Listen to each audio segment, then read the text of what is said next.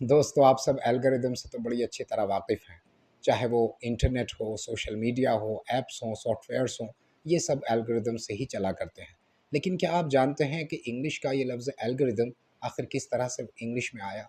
या आप जानते हैं कि इस एल्गोरिदम का इतिहास हिंदुस्तान के गिनती सिस्टम और अरब के मशहूर मैथमेटिशियन अल-ख़्वारिज़मी से जाके निकलता है? तो आज की इस छोटी-सी वीडियो में जानते हैं लफ़्ज़ एल्गोरिदम का ओरिजिन, हिस्ट्री और एटिमोलॉजी। हमेशा की तरह वही एक छोटी सी video and the same hackneyed request to watch the video till end. दोस्तों, पिछली कई वीडियोस में मैंने अल ख़्वारिज़मी का जिक्र किया है।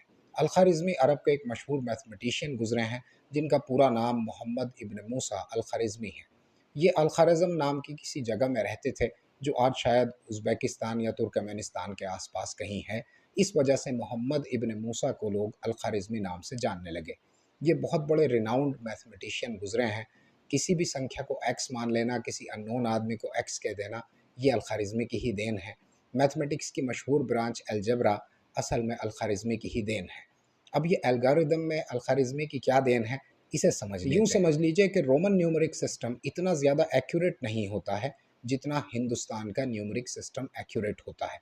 आप महीन से महीन, बारीक से बारीक, माइन्यूट से माइन्यूट कैलकुलेशन हिंदुस्तान के काउंटिंग सिस्टम से कर सकते हैं, क्योंकि आफ्टर ऑल हमारे यहाँ ज़ीरो भी होता है और हमारे यहाँ दशमलव भी हुआ करता है। तो ये बारीक कैलकुलेशन करने के काम आता है। दूसरी तरफ अगर आप रोमन नंबर्स को देखते हैं तो वो बारीक कैलकुलेशन के बिल्कुल भी काम नहीं आता है।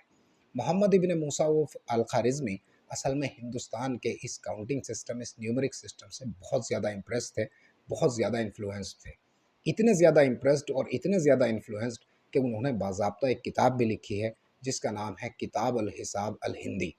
इस किताब को जब लैटिन में ट्रांसलेट किया गया तकरीबन 11वीं या 12वीं सेंचुरी में, तो इसका नाम कुछ एल्गोरिदमी डी न्यूमरे इंडोरम करके रखा यहाँ गया। मेरा प्रोनाउंसिएशन आप इंग्लिश का ही समझ लीजिए, क्योंकि मैं Latin is more poor than my English. बहरहाल इस किताब का नाम एल्गोरिथमी डी न्यूमरे इंडोरम करके रखा गया और इसमें बारीक और महीन कैलकुलेशन की जानकारी थी, प्रॉब्लम सॉल्विंग थी। तो इस वजह से जब ये कैलकुलेशन का ज़माना आया, जब ये कंप्यूटर साइंस का ज़माना आया, बारीक कैलकुलेशन का ज़माना आया, कोडिंग का ज़माना आया, जो सॉफ्टवेयर, ऐप्स और सोशल मीडिया के लिए ज़रूरी हुआ करता है, तो इसके लिए जो नाम सजेस्ट किया गया वो उसी किताब का नाम सजेस्ट किया गया जिसे अरबी से लैटिन में डब किया गया था और नाम था एल्गोरिथमी डी न्यूमरे इंडोरम। बस इस एल्गोरिथमी को उठाकर रख दिया गया जो पहले एल्गोरिथमस हुआ और बाद में एल्गोरिथम हो गया।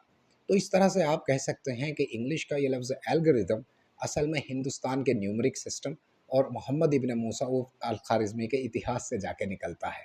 मुझे बताइए ये छोटी सी मालूमात आपको अच्छी लगी या नहीं? जानने का इंतज़ार करूँगा।